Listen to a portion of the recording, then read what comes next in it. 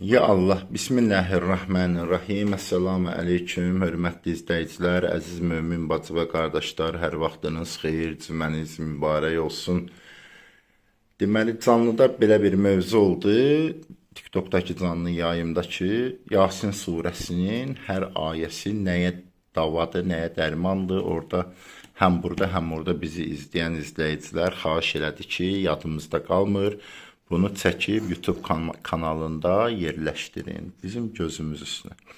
İndi bugün sizə Yasin surəsinin hansı ayəsi, hansı dərdlərə çarədir, bir sona qədər təqdim edəcəyik. Biraz uzun video olacaq, amma izləyicilərimizin istəyi bizim başımız üstədir. Ayələrin xüsusiyyətləri. Yasin surəsinin 1-ci ayəsi.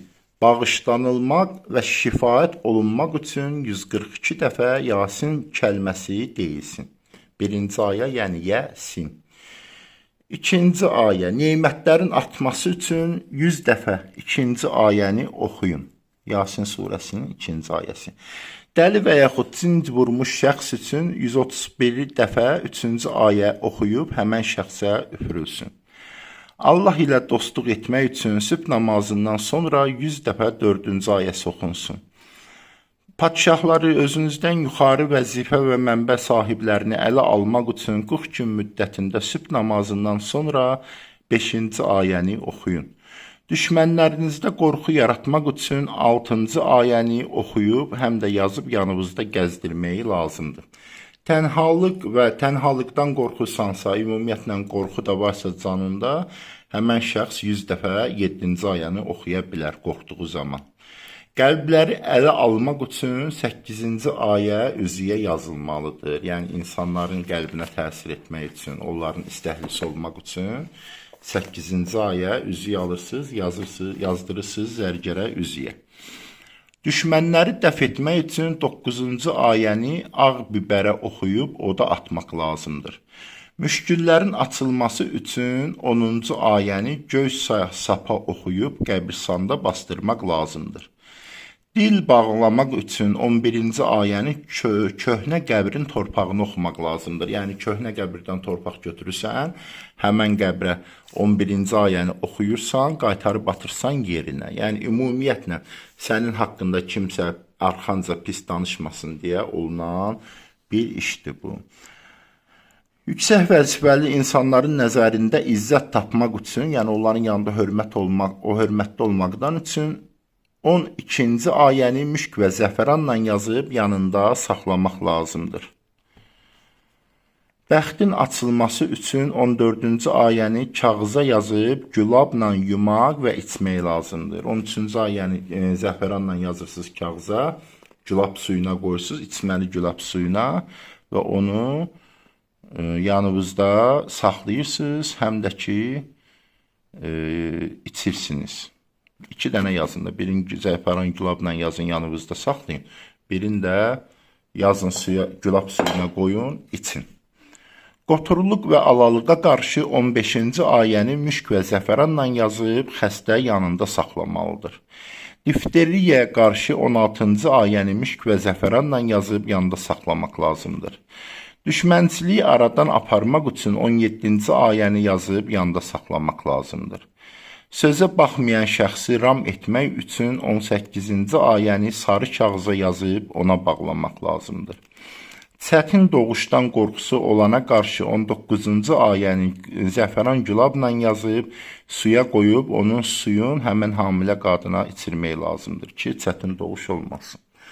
Övladı olmayan qadının oğlan doğması üçün 20-ci və 21-ci ayələri müşk və zəfəranla yazıb üzərində saxlamağı lazımdır. Xəstəliyə qarşı 23-cü ayəni yazıb suya atmaq və 3 gün suyunu içmək lazımdır. Qadınların çiləsinə görə 24-cü ayənin suyunda qüsl etməkləri lazımdır. Qızdırmaya qarşı 25-ci ayəni sapa oxuyub, qızdırması olan şəxsin boynuna bağlamaq lazımdır. Ayaqdan qalmamaq üçün 26-cı ayəni yazıb ayağın topuğuna bağlamaq lazımdır. Yəni, ayaq itirilə bilərsə, şəkər və s. bu problemlərlə bağlı bu ayə yazılır, öz ayaqlarından cənnətə daxil ol ayəsi. həmən insanın üzü içəri, yazı tərəfi üzü içəri topuğuna vurulur. Bel ağrısına qarşı 27-ci ayəni müşk və zəfəranla yazıb, beli ağrıyan şəxs yanında saxlamalıdır. Belin tutulması və süstlüyə, yəni tənbəlliyə qarşı 28-ci ayəni yazıb, yaşadığın evin damına qoymaq lazımdır. Uşaqların yuxusuzluğuna qarşı 29-cu ayəni yazıb, beşiyin altına qoymaq lazımdır. Yəni, uşaq rahat yatmırsa, Yasin surəsinin 29-cu ayəsini yazdın, yastığının altına beşiyinin içinə qoydun. Düşmənləri dəf etmək üçün 30-cu ayəni müşk və zəfəranla yazıb yanında saxlamalısan. Düşmənləri məğlub etmək üçün 31-ci ayəni yazıb yanında saxlamaq lazımdır. Cin vurmuş şəxs 32-ci ayəni yazıb yanında saxlamalıdır. Cüzam və alalıq xəstəliyini dəf etmək üçün 33-cü ayəni müşk və zəfəranla yazıb yanında saxlamaq lazımdır. Dilləri bağlamaq üçün, yəni sizin haqqınızda pis danışan insanların dilləri bağlamaq üçün 34 və 35-ci ayələri yazıb qiymətli daşın altına qoysan. Yəni yazandan sonra evdə qızılın, brilyantın, əqiqin, nəsə belə bir şey varsa bunun altında qoyursan qalır. Qəbrin sıxmaması üçün, yəni qəbr əzabı olmaması üçün 36-cı ayəni meyidin kəfəninə yazmayı lazımdır. Məxluqatı ram etmək üçün 37-ci ayəni hər gün xəlvətdə oxumaq lazımdır. Düşməni ram etmək üçün 38-ci ayəni oxumaq lazımdır. Dəliliyə qarşı 39-cu ayəni yazıb dəlinin boynuna asmaq lazımdır. Cümə gecəsi 40-cı ayə 7 dəfə oxunsa, hacət yerinə yetər. Siratdan asan keçmək üçün yaşayarkən davamlı olaraq 41-ci ayəni oxumaq lazımdır. 3 gecə müddətində hər gecə 30 dəfə 42-ci ayə oxunsa, Peyğəmbər sallallahu aleyhi və səlləmi yuxuda görə bilərsən. Kim 43-cü ayəni 100 dəfə oxusa, kamil imanla dünyada gedər. Hər kəs 44-cü ayəni davamlı olaraq oxusa, nicat tapar, cənnətə gedər. İşlərin yaxşı getməsi üçün davamlı olaraq 45-ci ayəni oxumaq lazımdır. Kim həmişə 46-cı ayəni oxusa, heç kəsə möhtac olmaz. Hər kəs həmişə 47-ci ayəni oxusa, yaşayarkən, qəbir sualı onun üçün asan olar dünyasını dəyişəndən sonra. Kim 48-ci ayəni özü ilə gəzdirsə, suda batmaqdan qorunar. Yəni, dənizdə işləyənlər üçün faydalıdır bu. Kim 49-cu ayəni özü ilə gəzdirsə, insanların nəzərində pis olmaqdan amanda qalar, daşqalaq olmaqdan amanda qalar. Qəribə sirləri açmaq üçün 50-ci ayəni oxumaq lazımdır daima. Kim 7 dəfə salavat göndərib 51-ci ayəni oxusa, muradına çatar, arzusuna. 52-ci ayəni duza oxuyub oda atsalar, cəmaatın ona qarşı diliyi bağlanar. Düşmənin zərərindən qorunmaq üçün 53-cü ayəni oxumaq lazımdır. 54-cü ayəni davamlı olaraq oxumaq ədalətli olmağa səbəb olar. 55-ci ayəni dördlük cədvəlinə yazıb yanında saxlasalar, sancan heyvanlardan qorunar. 56-cı ayəni yanında gəzdirən şəxs heç kimə möhtac olmaz və zalimların əlinə düşməz. Kim 57-ci ayəni yanında saxlasa, ömrü və malı bərəkətli olar. Kim 58-ci ayəni həmişə oxusa, şəhədlərin savabından bəhrələnər, ömrü uzun olar. Hər kəs cümə axşamı başlayaraq 15 gün müddətində hər gün 818 dəfə oxusa, hacətinə çatar. Eləcə də hacətdən ötürü dəstəmazlı halda bir dəfiyə və diqqətlə 1470 dəfə oxusa, fayda verər. Kim davamlı olaraq 59-cu ayəni oxusa, 1000 dəfə Quran oxumuş kimi sayılar. Cəmaatın nəzərində əziz və hörmətli olmaq üçün 60-cı ayəni cədvələ yazıb yanında saxlamaq lazımdır. Bunu edə bilməzsiniz. Cədvəli, yəni onu salmağın qaydası var, bunları bilmirsiniz. Cəmaatın nəzərində əziz və hörmətli olmaq üçün 60-cı ayəni cədvələ yazıb yanında saxlamaq lazımdır. Kim 61-ci ayəni oxusa, həmzad ondan qorxar. Xüsusilə yeni evlənən xanımlar, övladı olmayan xanımlar bunu etsin. Kim 61-ci, yəni həmzad ona uzaqlaşsın. Hər kəs davamlı olaraq 62-ci ayəni oxusa nicat tapar, ölərkən cənnətə gedər. 63-cü ayəni meydin kəfəninə yazsalar, əzabdan və qəbrin qaranlığından qorunar. Dünya zərərlərindən qorunmaq üçün 64-cü ayəni daima oxuyun. İshala qarşı mədənin pozulması, qarın ağrısı 65-ci ayəni yazıb suyunu içmək lazımdır. Tənəffüs xəstəliklərinə, yəni ağciyər, bronx xəstəliklərinə qarşı 66-cı ayəni yazıb yanında saxlamalısan. Şeytanın vəsvəsəsinə qarşı hər gün 3 dəfə 67-ci ayəni oxumaq lazımdır. Əgər bir nəfər çox qusursa, yaxud quluncu varsa, bu və sonraki ayəni yazıb suyunu içsə sağalar. Fəqirliyi aradan aparmaq üçün hər səhər 68-ci ayəni oxumaq lazımdır. Yəni, kasıbçılığı aradan aparmaq üçün xüsusilə bundan bağlı diqqət edin.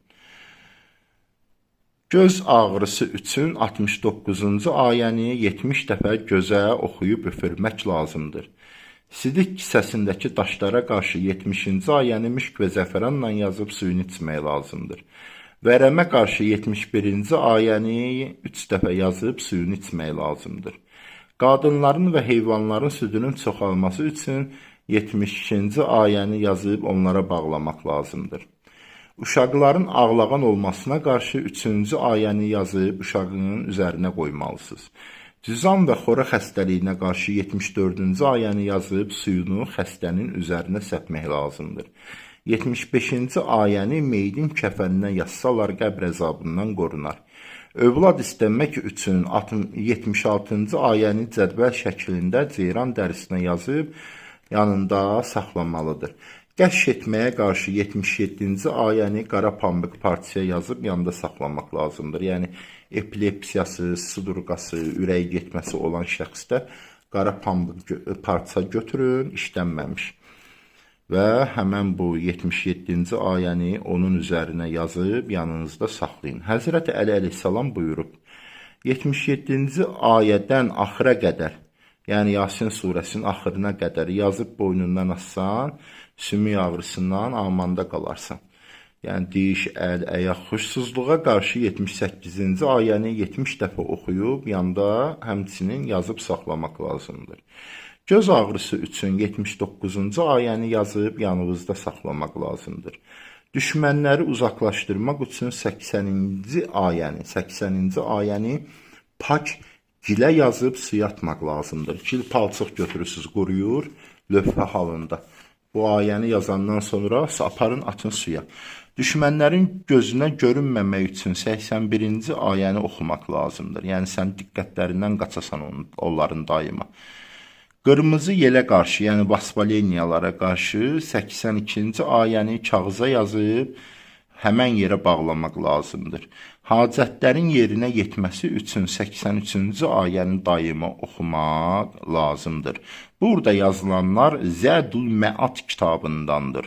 Lakin Yasin surəsinin xüsusiyyətləri deyilənlərdən də çoxdur. İmam Sadiq əleyhissalam belə buyurmuşdur. Yasin Quranın qəlbidir. Onu oxumaq qorunmağa, ruziyə, cənnətə daxil olmağa səbəb olar. Zalimlər arasında ayrılıq salmaq üçün, yox, bunu oxumayaq. Yəni, kimlərinsə arasında ayrılıq salmaq üçün istifadə edənlər olar. İnşallah ki, bir faydası olar. Kimin çətinliyi, müşkülü ilə bağlı hər hansısa kiminsə bir sualına inşallah ki, cavab tapmış olar bu ayələrin xüsusiyyətlərində. İzlədiyiniz üçün çox sağ olun. Allah əmanət olun.